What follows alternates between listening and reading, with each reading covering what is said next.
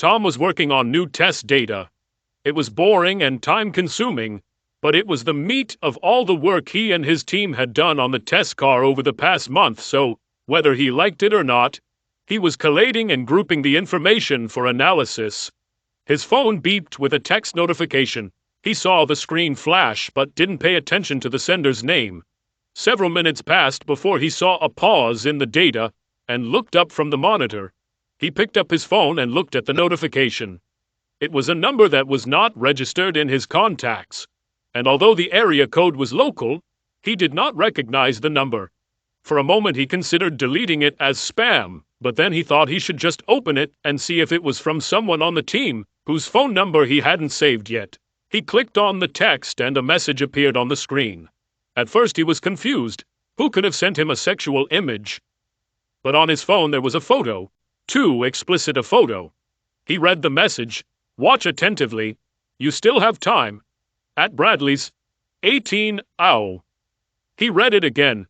He thought for a moment, then chuckled slightly. It wasn't often that they got the wrong number for sex, and was about to delete the message when he looked at the picture again, and his heart stopped. He didn't notice it at first. On her left leg, so small it was invisible.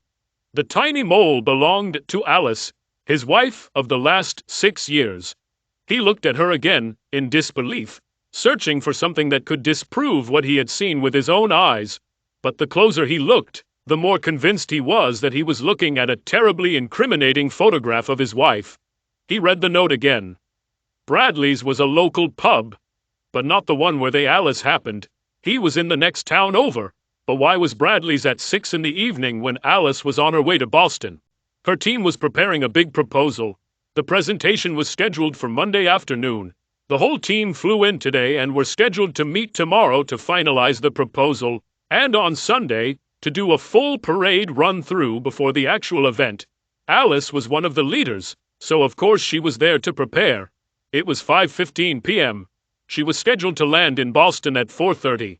She usually called when she landed, but it was reasonable to assume that she was busy gathering the team and all their equipment and heading to the hotel. He thought about calling, but decided to answer the message first. Nothing original, but quite expected. Who is this? Where did you get this photo from? Should I meet you at Bradley's? He began to pack his things for the day. He decided he would go to Bradley's. He was going to get an answer, one way or another. He wrote Alice a message. How did the flight go? I'm going to have something to eat. Call me when you're free. He was going to keep a low profile and try to figure out what was happening. He was walking to his car when his phone beeped again. Alice, he thought, and opened the phone.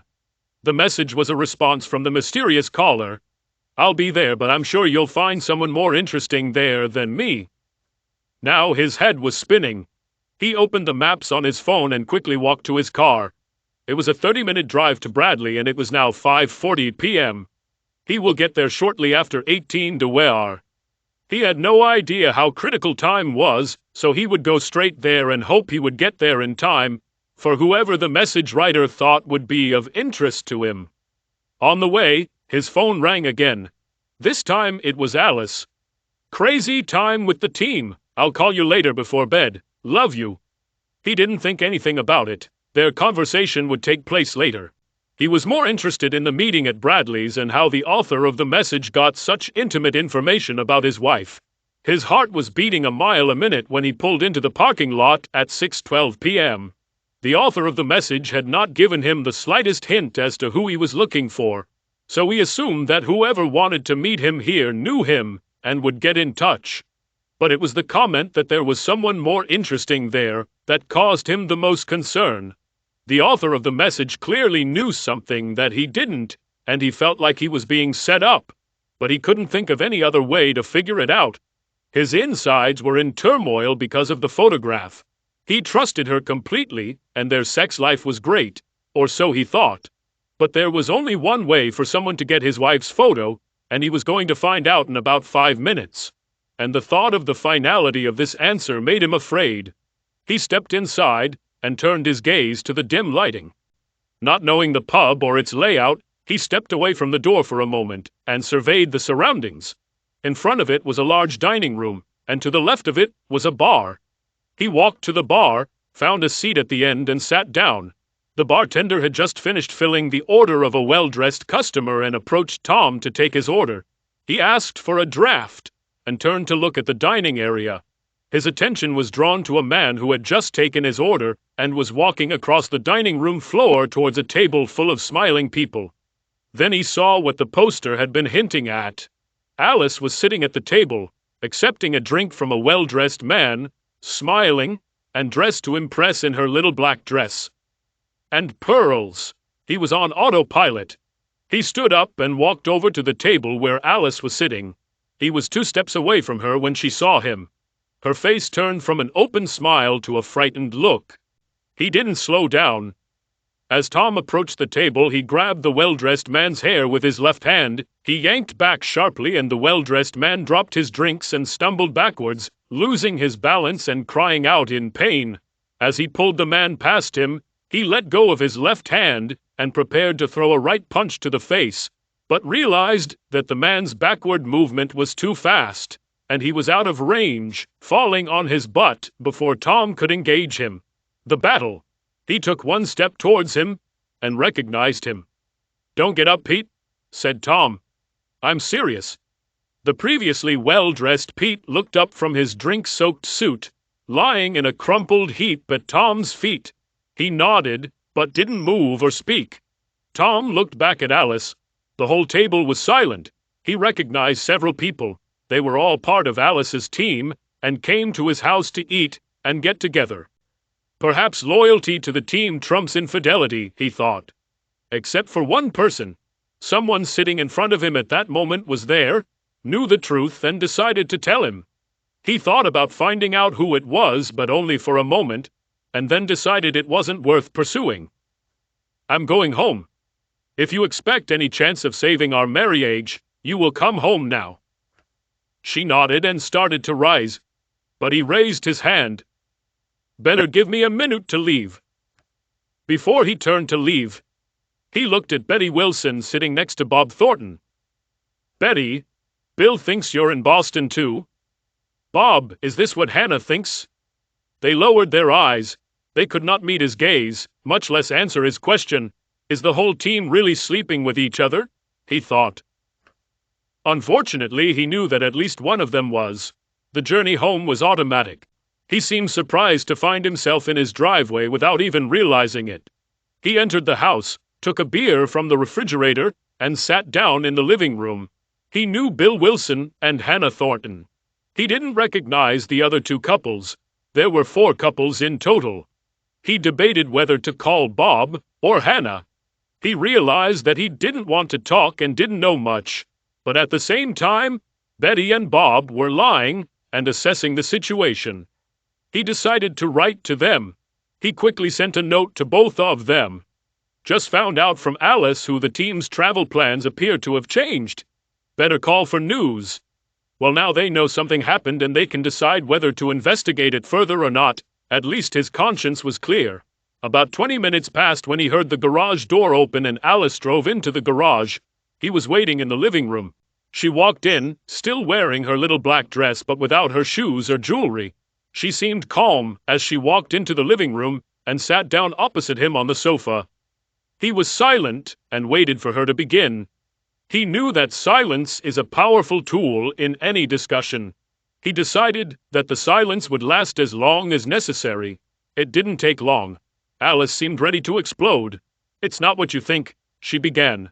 He raised his hand to silence her. "You have absolutely no idea what I think about what I saw this evening." Tom replied, "I don't need much backstory. We are both engineers. I think you know as well as I that there is no real or objective answer to any question why. This is simply a rationale to mitigate poor results. So I won't even ask why. Let's start with something simpler. How much time? How many? How often? Do our friends know, other than the other traders at the table? Am I known as your cuckold among your work colleagues and our friends?" "No, Tom. It's not like that at all," said Alice. "We're a team. Our travel plans were disrupted, and instead of returning home and hitting the road again tomorrow, Pete suggested we just stay in town and rest before the start." I didn't see the whole team there. Where was everyone else? Tom asked. When we received the message, some of the team decided to stay home one more night and meet us at the airport tomorrow, she admitted. But you decided to lie to me, he said. You looked pretty close to Pete. Is there anything going on between the star engineer and the prodigy program manager that you'd like to tell me about? Well, for starters, Pete is fine and he convinced the owners of Bradley's not to press charges, she said in a positive tone. His eyes opened wide in complete amazement at her sense of devotion. I don't care about your boyfriend. If that idiot hadn't tripped over his own feet, I would have broken his nose. By the way, the jury is still out, Tom said. Let him press charges. I've already spent a night in jail. It doesn't scare me. Agree, this will be convincing evidence, he said with a half smile. Do you love him? Alice fell silent for a moment. He could tell she was gathering her thoughts. Yes, silence was indeed a powerful tool, and his mind was working overtime to fill the space left by her silence in the conversation. Again, it doesn't look like things will end well. He's not my boyfriend. Absolutely nothing happens. Yes, I should have told you about the travel plans, but it seemed such a small thing. Whether I was in the city or in Boston, it didn't matter. You weren't expecting me, and I was still committed to the team. All we did was eat dinner before heading to our rooms. There was no reason for you to act the way you did. He just brought drinks. You completely embarrassed me in front of my team.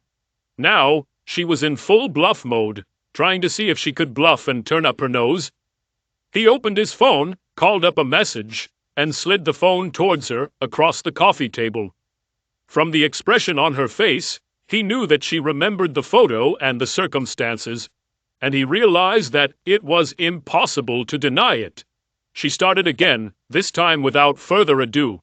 He picked up his phone from the table, launched the voice recording app, and put the phone in his shirt pocket. Tom, our team. She searched for a word. Very close-knit in many ways. Most of us. Then she continued. We have a small group that meets regularly. Bradley had them all. We were the ones who bore the bulk of the worries in preparing the proposal. You know how much time I spent preparing our proposal. I don't know how it started. It was sometime after Pete took over as Prime Minister.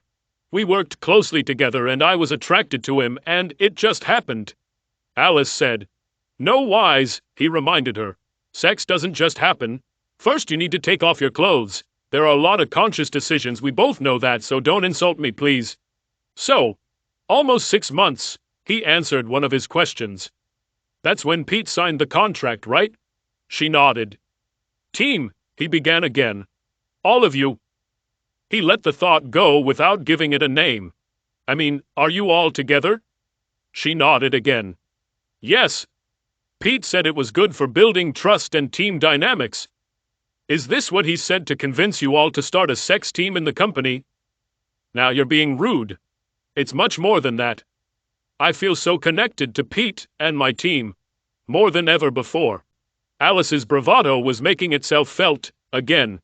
He had a bad feeling that nothing good would come of this. Unfortunately, you will be able to see some personnel changes in your team, Tom said. What did you do? Alice gasped. Tom, if you tell anyone else, it will ruin even more lives. Let them decide for themselves. We must accept it. Alice, you should know that I cannot be an accomplice with my silence. I like Bob and Hannah. In fact, I like them a lot better than Betty and Bill now. He added, I wrote to them that my travel plans seem to have changed. How your friends answer their spouses and how their spouses accept these answers depends only on them. I can sleep peacefully with my decision. Tom, we have the most productive team in the history of Cramerica Inc. She almost shouted at me. And you benefited too, mister. Just because we had team planning meetings on Wednesdays doesn't mean you missed out. I never turned you off. You always had access to me whenever you needed. So, I was having fun with my team a little earlier, and you never knew. That photo you showed me, do you want to know about it? Now, she was mocking him. So now just because you know, and just because your poor ego is hurt, you want to trivialize everything that me and my team have achieved. Alice hissed. She got angrier and angrier. It turned me on. Tom felt his heart rate increase as Alice continued to defend her team's driving force, and he also grew angrier. For a moment, during the ride home from the Bradleys, he thought that if this was just one time with Pete, then maybe he could forgive her. This thought has long since died a bloody but quick death. He didn't need to hear anything more. He didn't want to hear anything more, but she continued. "No, sir. We won't let you get away with it. You should text Bob and Hannah back and let them know you heard from me and we're stuck in Atlanta but have flights booked for the morning. This is the story that Betty and Bill are going to use and you are going to support them. So help me," she shouted. "There are tens of millions worth on this deal and your grievances don't mean a damn thing. Send a message, and then we'll talk about what we should do next." "What next?" Tom shouted. "There will be no further. Are you going? Now.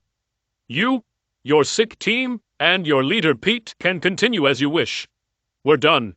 I'll find a lawyer this week and sort everything out. It's a simple 50-50 split. You keep your pension, I keep mine," Tom said. "Leave. You have reservations in the city. Use them. Go to Boston and get another amazing win for you and your team." "Tom, please send these messages," Alice said in a much softer tone, pleading with me.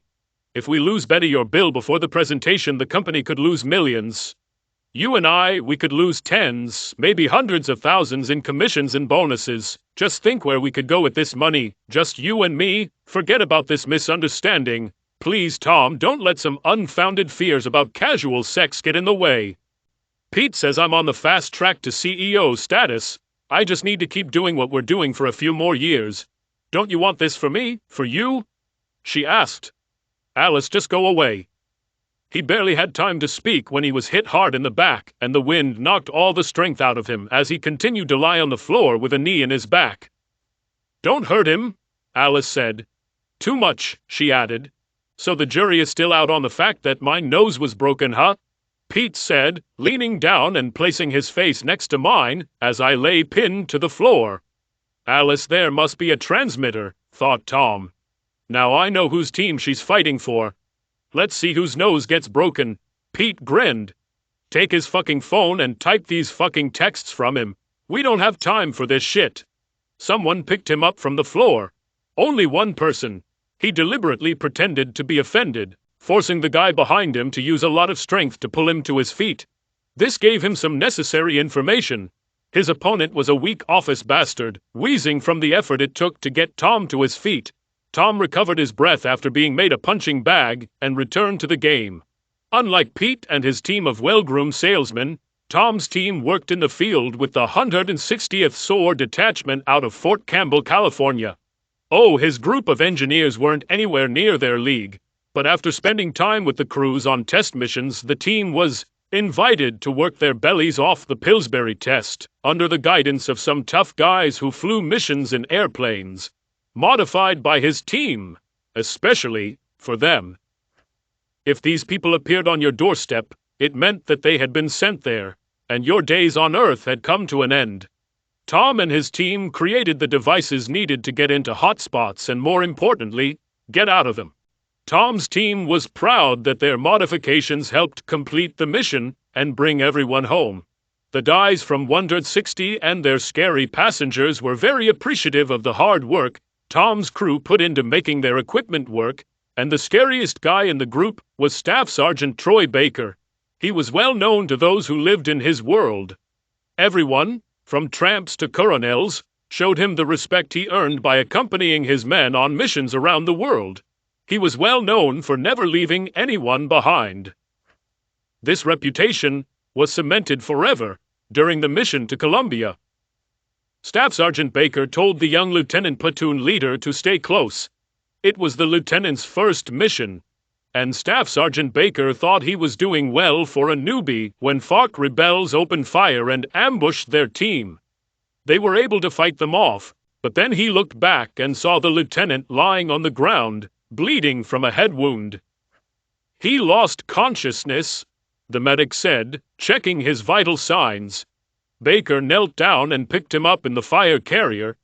"He's gone," the doctor said again. "Perhaps," he said, "but he will still come home with us." The medic looked at him as if he had just lost his mind. There were still more than 5 treks to the landing site. Through a dense forest, they would be lucky to come back with their ass. But carrying a dead guy, what was this guy thinking? The senior sergeant read his thoughts. "I would do the same for you, Billy," he told the medic. "Stay close in case I need you." What happened became legendary. When they returned to base, the doctor met them as the helicopter landed. The medic explained to the doctor that the lieutenant bought him. The doctor nodded his head and took a flashlight with a pen from his pocket. The medic watched in surprise as the pupils of the dead lieutenant shrank under the sharp beam of the flashlight. "Do you want to reconsider your diagnosis, doctor?" the doc asked the medic as they hurried the revived lieutenant into the operating room. He was one of those guys who never gets old. He didn't say much, but when he spoke, everyone listened to him. He was trash. In an era of cheapness, simplicity, and disposability, he was none of these. It was handcrafted and unique, and Tom and his team seemed to have a special interest in it. During the long hours of downtime between missions, the staff sergeant showed his appreciation by teaching Tom and the team basic but effective hand-to-hand defense techniques. He told the engineers it was best to know a few things just in case. "I know the biggest threat you'll face is a jammed copier or a nasty paper cut, but if you stay in this business, you'll have to go to some cool places. So now if you happen to meet one of the local, colorful aborigines, you'll have something useful to fall back on," Staff Sergeant Baker explained to the group. "But let's hope that a paper cut is the worst thing you'll ever have to face." Tom allowed his breathing to become more controlled and leaned back onto his captor, allowing him to think he had Tom in his arms. He remembered more and more fighting techniques that the senior sergeant showed them. You may find yourself in a position where you can do little but take the hits. It sucks, but it happens. The main thing to remember is that even when you get hit, you can still fight back. You just need to be smarter than the one who hits you.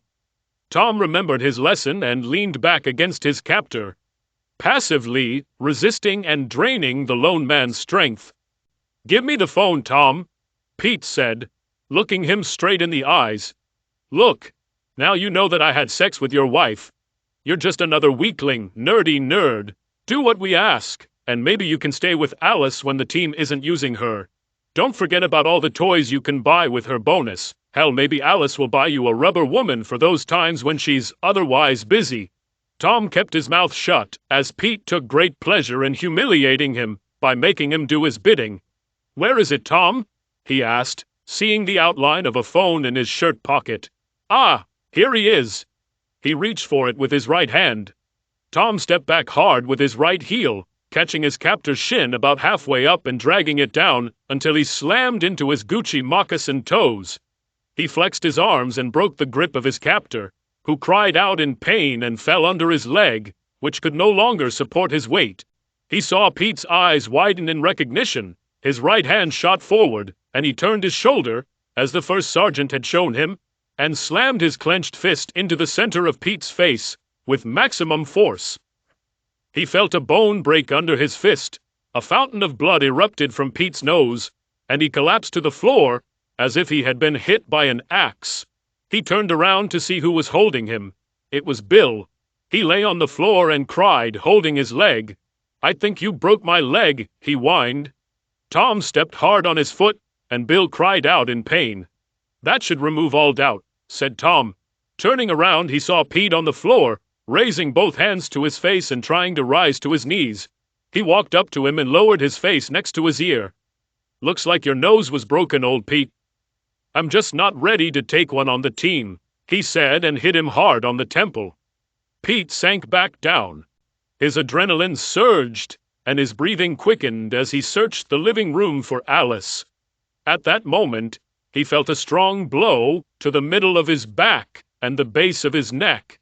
He dropped to one knee and turned to face another attack. He looked up and saw Alice with a cast iron frying pan in her hand. She missed the target and dealt Tom only a glancing blow. He rose to his feet and grabbed the frying pan. "Tom, we can still make it work," she said.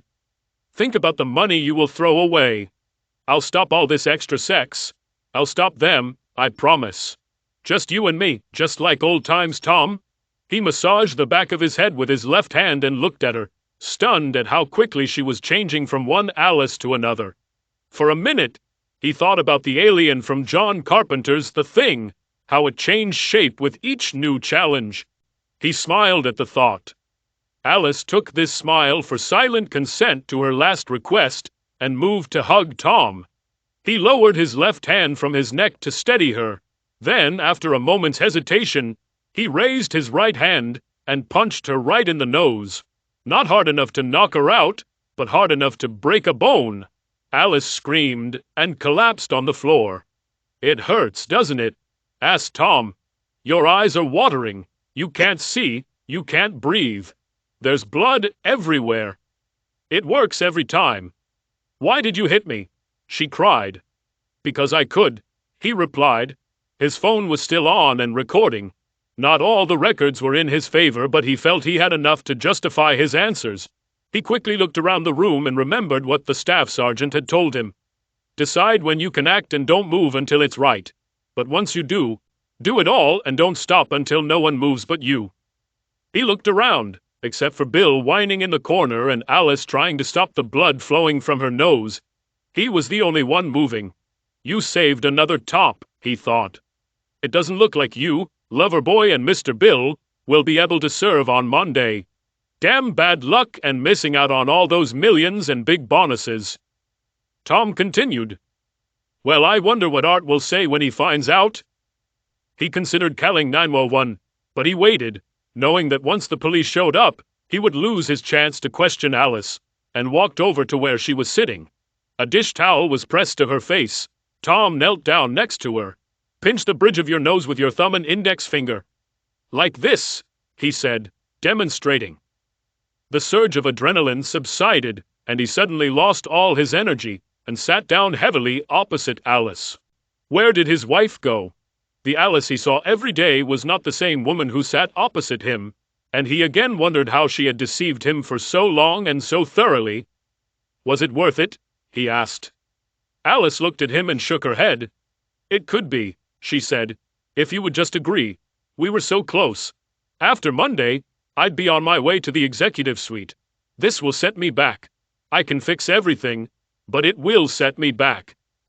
"So this is all you dreamed of, becoming vice president?" said Tom. "What about us? Deception, lies, will this continue?" "Tom, you are so naive. Pete knew this. He told me that your black and white ethics and Boy Scout attitudes would hold me back if I let them. He told me that I had to break away from your control and become my own woman if I wanted to succeed." "Did he tell you this before or after he got your body?" asked Tom. "You don't know half of it." She spat. "Oh, I tried to be a good engineer, girl, and do all the things you said would improve my career. Do you want to know what actually works?" Tom was silent. "When someone decides to blow themselves up, sometimes you just have to get out of the way." He was still recording. "Well, I'll tell you, my loving husband, all those things you told me didn't work. I bent over backwards to make sure all my assignments were completed on time and on budget, and all I got was a few, 'Well done, girl.' It wasn't until Betty took me aside that I learned what a woman really needs to do to be successful. Trust me, sex on your way to the top works, and it's a lot easier, and a lot more fun." "So this happened before Peter showed up?" Tom asked. "Oh, for a smart engineer you can be awfully slow sometimes, Tom," she said. "It was at a Christmas party, a year after I joined Cramerica, that I gave myself over to Art for the first time and never looked back." "Wait, are you also having sex with the boss? Art Vanderlei?" Tom asked incredulously. "Yes, Tom. Art, Pete, Bill, and everyone else on the team who can help me in my career. Even now, if you think you've thought of everything, we told Art where we were going when we headed here. Now he is assembling the rest of the team. They will be given a legend about our absence. They will have to make the move without us. But I think the extra effort we put in with their purchasing managers will pay off."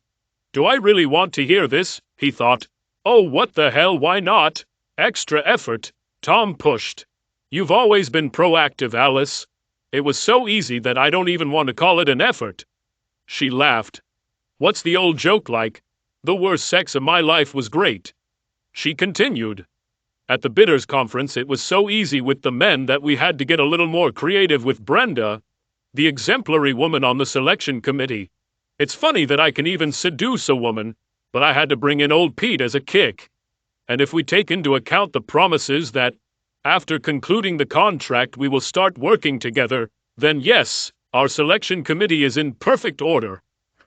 Why then all this? I mean, if everything is blurred, why all these forceful methods? Tom asked. It was Pete's idea. Stupid. I told him to chill, that I would come home, calm you down and be back in time to catch the flight. But he wanted to play the alpha male. Look what it gave us. And now, instead of being the face of the winning team, I'm sitting here with you. Like I said, this can be fixed, but it will set me back. You wouldn't buy me so cheap, he said. Maybe not, Alice replied. But I would still fly. Well, now you definitely won't fly, he said. Remembering that Pete seemed so knowledgeable, he decided that Alice must have a transmitter with her. Art, are you listening? I'll call the police now. I'm sure there are several felonies involved, and we haven't even begun to go down the rabbit trail of fraud. This is a federal contract, isn't it, Alice? Tom asked rhetorically. Yes, the feds don't really follow, as you put it, extra efforts. I'm sure you have excellent lawyers and all that, but maybe there is an alternative. He left it alone. A moment later, Alice's cell phone ringtone began playing. Hail to the chief. Art, she asked on the phone. Certainly. I'll put it on speakerphone. Volume? Art's voice sounded through the speaker. First, let me apologize to you. Pete's actions were a blunder. I can assure you that the board of directors will deal with him decisively. Thank you, Art. My heart was relieved. Glad to see you and the board take assault and fraud so seriously. Tom, these are all very sad accusations. Lawyers will get rich, but no one wants to rock the boat. We can pay the fine. Pete and Bill will get community service, but in the end, you'll get divorced and be half as poor, Art explained in a matter-of-fact manner. Do I hear OR in this tale, Art? Tom asked. Alice always said you were the smarter of the two of you. However, I'm more glad I hired Alice. Yes, Tom, there is definitely an OR here, Art continued. Tom, we, Kramarica, displaced you in the affections of your wife, and when you found out about this and raised the question, you were treated in the most shameless manner. Shameful, shocking, Tom picked up. Tom, Art continued. Instead of calling the cops, as you put it, we could come to an agreement. I just sent a picture to Alice's phone, well, not me, but one of my technicians. They told me that they disappear after viewing. Look, perhaps this will restore some goodwill. Alice. She opened the photo and turned the phone towards Tom. He saw the inscription, Bank of Grand Cayman, and a number with a number, a very big number. And when will this be introduced? Tom asked. It's already there, Tom. You have an email with your account number. It was a very bad day for you, Tom. You may be having a hard time making a decision, and I'm not discounting emotions. Alice is a very desirable woman. But be that as it may, you can't take emotions to the bank, right? You can't, Tom agreed, adopting Art's manner of speech. Kramarica will cover the costs of your divorce. You can never reconcile, I think we all understand that. Alice will apply. She will demand her personal belongings and pension. He thought for a moment before answering. On the one hand, he could take a principled stand, expose the whole sordid story, and let the chips fall. On the other hand, he could just leave. Art had just given him 5 million reasons to do just that. Does Kramarica have medical personnel, Art? Tom asked. Oh yes, Tom. I think we have several doctors. Art replied. Okay, said Tom. You better load a few into the limousine and send them here for your team. So we agree? Asked Art. With Alice? Tom answered. Exactly, Art agreed. Are we done, Tom? Goodbye, Art, Tom said, and ended the conversation. Tom took out his phone, turned off the recording app, and put it back in his pocket. I knew you would understand it our way, Tom. We can still be friends, friends with benefits, when this is all over. She conjured up, as it seemed to her most winning smile, but even her perky smile could not cancel the effect of the destroyed nose. Her eyes turned black, and blood caked under her nose and dripped in dry drops onto her chin. Tom found the sight comical and allowed himself to smile. Once again, Alice misinterpreted his smile as agreement and leaned in to kiss him. Tom extended his right hand to stop her. He grabbed her face with his hand and pushed her back until she fell with a crash onto the sofa. Either I hit you too hard, or not hard enough. In what world would I want to kiss you, Alice? She looked up at him with an offended look. Take whatever you want, but don't be here tomorrow, Tom said, and went to the door. He stopped next to Bill.